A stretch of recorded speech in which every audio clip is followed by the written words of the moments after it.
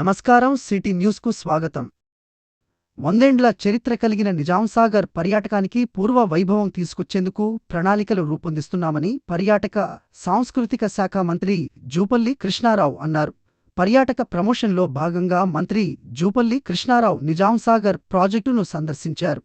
నిజాంసాగర్లో ప్రాచీన కట్టడాలైన గోల్బంగ్లా, గుల్గస్త్ బంగ్లా, VIP garden, swimming pool తదితర కట్టడాలను జుక్కల్ ఎమ్మెల్యే లక్ష్మీకాంతరావుతో కలిసి పరిశీలించారు. పర్యాటక అభివృద్ధికి ఉన్న అవకాశాలను సంబంధిత అధికారులతో చర్చించారు. నిజాంసాగర్ జలాశయంతో పాటు పరిసరాల ప్రాంతాల అభివృద్ధికి 12 ఎకరాల స్థలాన్ని పర్యాటక అభివృద్ధి సంస్థకు రెవెన్యూ శాఖ అప్పగించినట్లు అధికారులు మంత్రికి వివరించారు.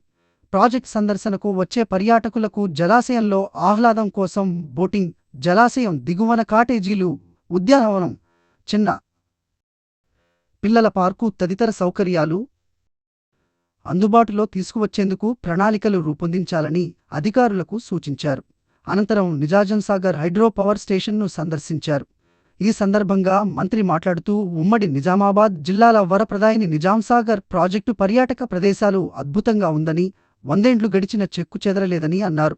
3 కాలాలు ఎప్పుడూ నిండుకుండలా ఉన్న నిజాంసాగర్ జలాశయం పర్యాటక అభివృద్ధికి అపారమైన అవకాశాలు ఉన్నాయని తెలిపారు. ప్రభుత్వ ప్రైవేట్ భాగస్వామ్యంతో పీపీపీ ఈ ప్రాంతాన్ని పర్యాటకంగా తీర్చిదిద్దాలని ప్రభుత్వం నిర్ణయించిందని చెప్పారు. తెలంగాణ రాష్ట్రంలో ఉన్న పర్యాటక ప్రదేశాలను అభివృద్ధి చేసేందుకు త్వరలోనే నూతన పర్యాటక పాలసీ అమల్లోకి తెస్తామని వెల్లడించారు.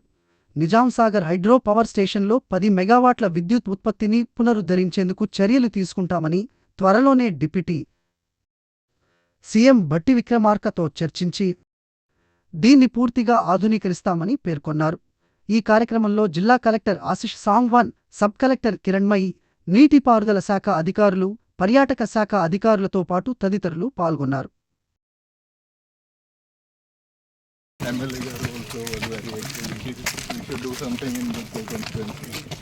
So actually Nizaamsagar has a great history. Yes. In 1923, 1933. And it's first in the entire Asia. ఈ రోజున టూరిజం ప్రమోషన్లో భాగంగా నిజాంసాగర్ రావడం జరిగింది. ఈ నిజాంసాగర్ చూసిన తర్వాత అది చాలా సంతోషంగా ఉంది. ఎందుకంటే ఒక అద్భుతమైనటువంటి వాతావరణం.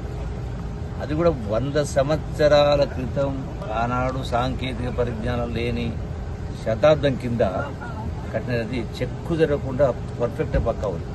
అది కూడా పైన ఎత్తైనటువంటి ప్రాంతాల్లో అది చూస్తే మొత్తం టోటల్గా వ్యూ కనపడతా ఉంది. దాంతోపాటుగా ఇదొక అంటే మొట్టమొదటి ప్రాజెక్ట్ ఆ రోజుల్లో 27 టీఎంసీ.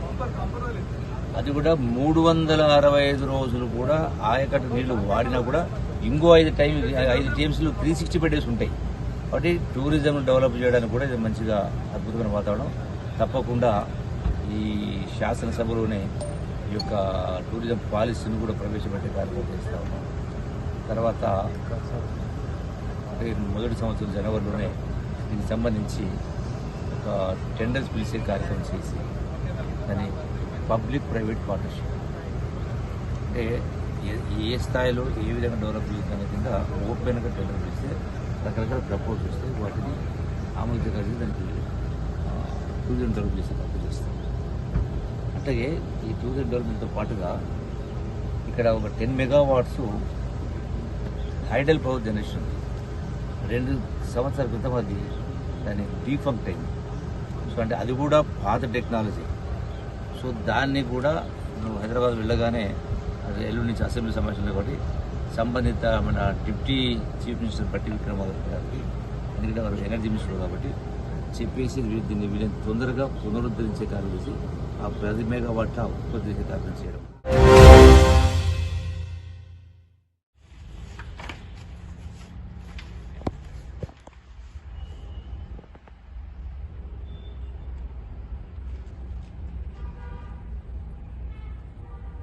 श्री संकष्टहरण महागणपति भगवान की जय। राजा रामचंद्र भगवान की जय। सीता जगन्मात की जय। पवन सुत हनुमान की जय। प्रेम साई की जय। గౌరీ శంకర భగవానికి ఆస్తికులైన ధార్మికులైన సమస్త భక్తులందరికీ కూడా ప్రత్యేకమైనటువంటి ఆశీపూర్వకమైన విజ్ఞాపన.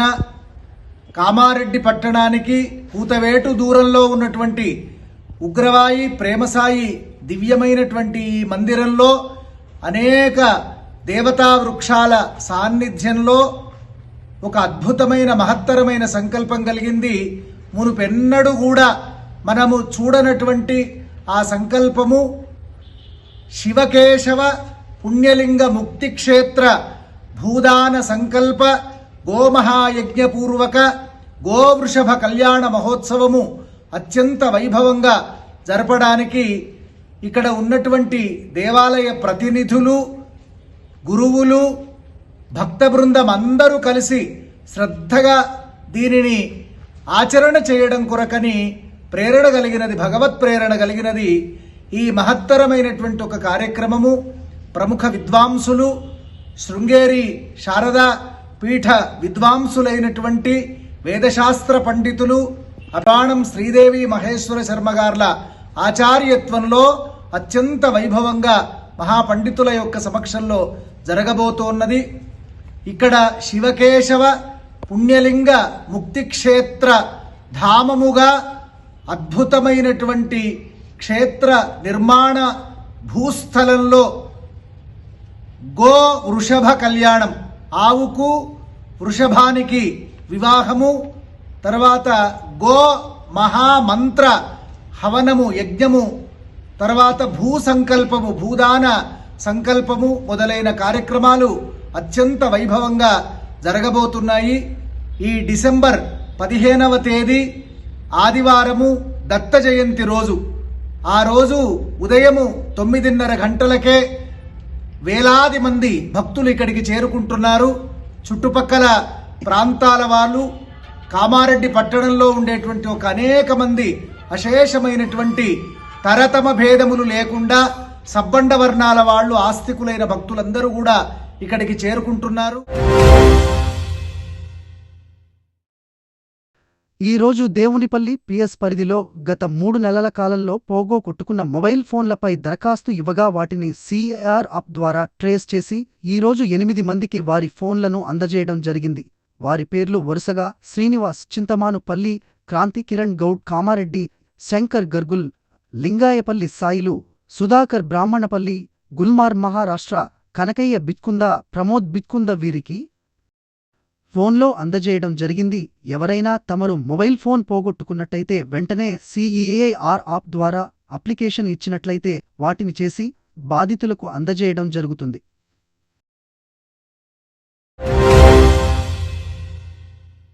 ఈ రోజులు మనం కామారెడ్డి పట్టడమే కాదు, చుట్టుపక్కల ప్రాంతం అందరూ కూడా, భక్తులందరూ, జనమందరూ కూడా ఎంత అశ్రద్ధ చేసినామో.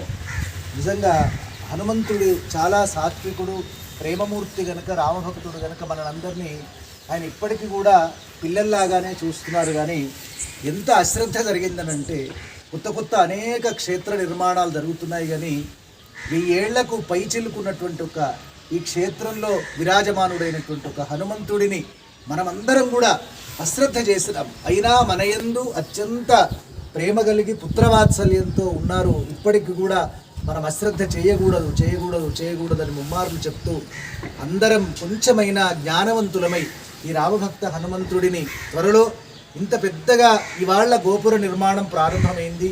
శిఖర నిర్మాణము, చక్కగా గోపుర నిర్మాణము, ఆ గర్భగుడిలో ఈ స్వామిని తొందరగా ప్రవేశపెట్టి ఈ పైన రామదాసీ సంప్రదాయంలో అప్పటి కాలంలో ఎలాగైతే మూర్తులను చక్కగా ప్రతిష్ఠ చేసి సుమారు ఒక 100 పైన ఇటువంటి దేవాలయాలు నిర్మాణం చేస్తున్నారు ఆ రామదాసు సంప్రదాయంలో. అట్లాగా పైన రాముడు, సీతమ్మ వారు, లక్ష్మణుడితో కింద భుజాల మీద ఎత్తుకున్నట్టుగా ఈ హనుమంతుడే, ఇదే మూర్తి, ఇదే శిల అక్కడ గర్భగుడిలో కొలువై ఉంటారు. ఈ పైన రామచంద్రుడు, సీతమ్మ వారు, లక్ష్మణుడు ఉంటారు.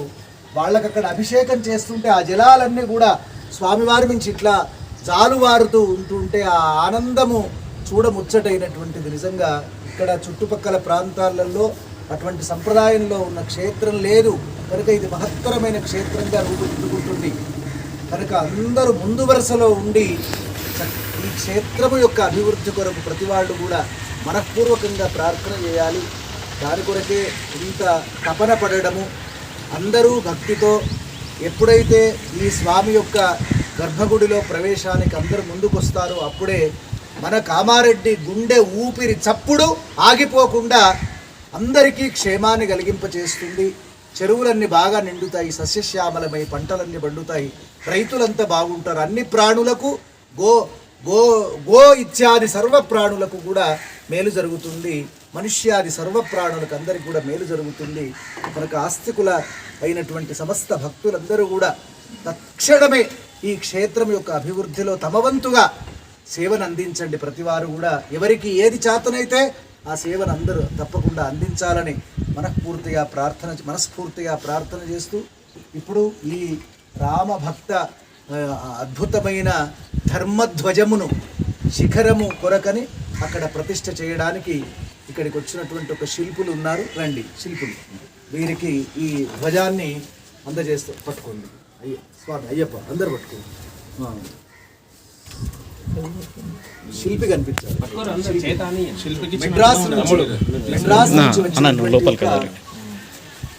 మద్రాసు నుంచి ఇక్కడికి చేరుకున్నటువంటి ఒక ఈ శిల్పులకు ఈ ధ్వజాన్ని అందిస్తూ ఏ విఘ్నం లేకుండా పూర్తి చేసుకుని గోపురము నిర్మాణం అంతా పూర్తి అయ్యి అన్ని రకాల హంగులతో గర్భగుడి పూర్తిగా సంపూర్తిగా అయ్యి క్షేత్ర నిర్మాణం కావాలని ప్రార్థన చేస్తూ వారి చేతికి అందజేయడం జరుగుతుంది. ఇప్పుడు ఈ ధర్మధ్వజాన్ని హనుమధ్వజాన్ని తీసుకుని వెళ్ళి అక్కడ ప్రతిష్ఠ చేయడము సుముహూర్తంలో మనందరి ద్వారా జరుగుతుంది అని చెప్పడానికి చాలా సంతోషపడుతూ ఆ కార్యక్రమాన్ని కొనసాగిస్తున్నాం.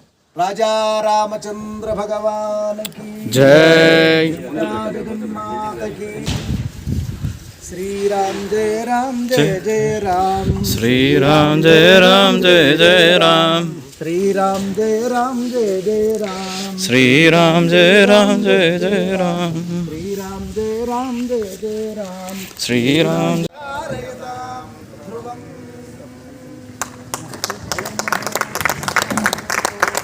జై జై. హనుమాన్ టెంపుల్ కాడికి రా.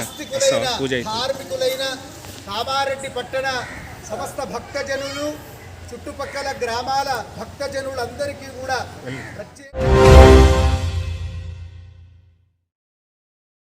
ఈ రోజు కామారెడ్డి మార్కెట్లో పసిడి ధరలు 10 గ్రాముల బంగారం 78,900, వెండి 950 రూపాయలు. ఇంతటితో ఈనాటి వార్తలు సమాప్తం. తిరిగి మళ్ళీ మరుసటి వార్తల్లో కలుసుకుందాం.